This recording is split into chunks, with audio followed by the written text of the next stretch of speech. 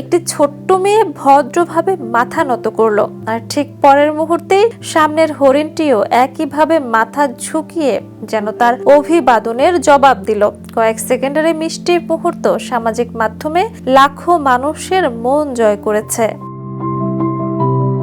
ভিডিওতে দেখা যায় গোলাপি পোশাক পরা এক শিশু কাঠের বেড়ার ওপাশে থাকা একটি সিকা হরিণকে খাবার খাওয়াচ্ছে।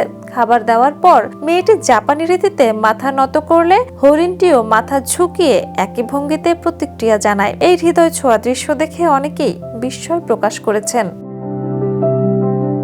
এই ঘটনাটি জাপানের বিখ্যাত নারা পার্কের। পার্কটিতে শত শত সিকা হরিণ অবাধে ঘুরে বেড়ায় এবং পর্যটকদের কাছ থেকে বিশেষ ধরনের হরিণদের জন্য তৈরি বিস্কুট খেতে এরা অভ্যস্ত। বছরের পর বছর মানুষের সঙ্গে মেলামেশার ফলে অনেক হরিণ খাবার খাওয়ার আগে কিংবা খাবার খাওয়ার পর মাথা নত করার আচরণ শিখে নিয়েছে।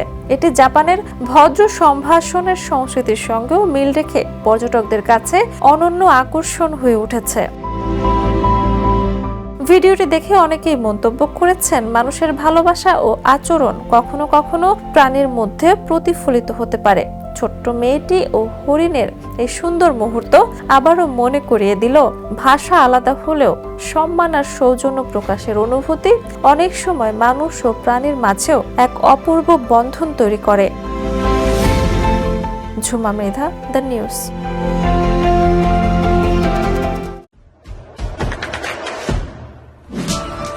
দেশে দেশে সবার সাথে দ্য নিউজ।